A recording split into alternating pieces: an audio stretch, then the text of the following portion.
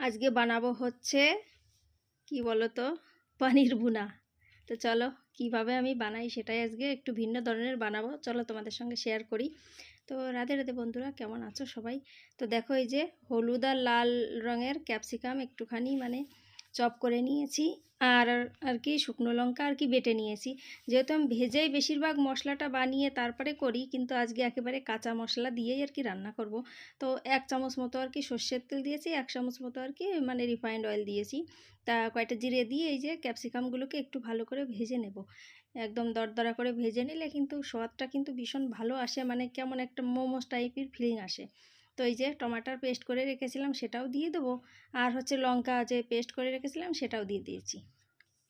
তো দেখো, এখন ভালো করে মশলাটাকে কিন্তু 2-4 মিনিট ভালো করে কষিয়ে নিতে হবে। তারপরে দিয়ে দিলাম একটু জিরে ধনে গুঁড়ো।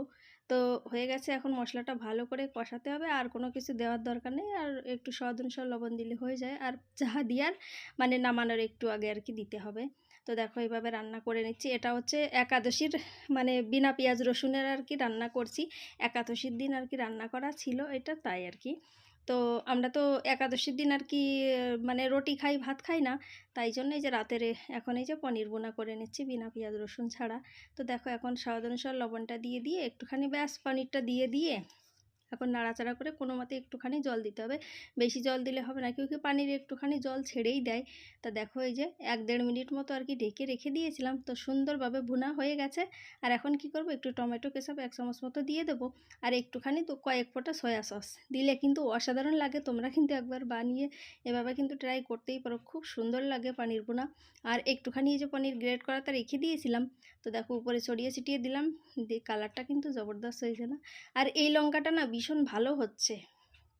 এই লঙ্কাটা বেশি একটা ঝাল না, কিন্তু কালারটা একেবারে সেই কাশ্মীরি লাল লঙ্কার গুঁড়োটা না দিলেও কিন্তু সুন্দরভাবে আর কি এই কালারটা আসে। তো আমি দেখতেই পেলে কাশ্মীরি লাল লঙ্কার গুঁড়ো দিইনি, তারপরেও কালারটা কিন্তু সুন্দর এসেছিলো। আবার দোকান থেকে আসার সময় কটায় যে সবজি টবজি আলু রসুন টসুন এগুলো নিয়ে এসেছিলাম, তা সেগুলো আবার এখন একটুখানি গুছিয়ে টুছিয়ে দিচ্ছি। তারপরে আর কি কয়টা রুটি বানাবো, গরম গরম রুটি সেঁকে নেবো। আর দেখো, একটা গিফট এসেছে, হোলির গিফট।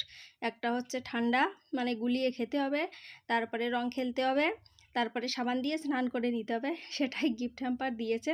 আর গিফট পেতে কার না ভালো লাগে বলো? তো চলো, কথা বলতে বলতে রুটিটাও এই যে বানিয়ে নিচ্ছি। রাত্রে কয়টা রুটি সেঁকলেই ব্যাস হয়ে গেল। তো বন্ধুরা, আমার চ্যানেলের ব্লগগুলো যদি ছোট ছোট মিনি ব্লগ যদি তোমাদের ভালো লেগে থাকে, তাহলে প্লিজ চ্যানেলটাকে সাবস্ক্রাইব করে দিও। আর ফেসবুকে তো যদি দেখো, তাহলে পেজটাকে ফলো করে নিতে পারো। তো দেখো, কথা বলতে বলতে কিন্তু কয়টা রুটি সেঁকে নিচ্ছি এভাবে করে। তো চলো, তো রাতের ডিনার তো হয়েই গেল। তা সকালবেলায় যে ডাল আর আর কি একটুখানি ওই সিমাই রান্না করেছিলাম, সেটা একটু গরম করে দিলাম। তো ভালো থেকো সবাই, রাধে।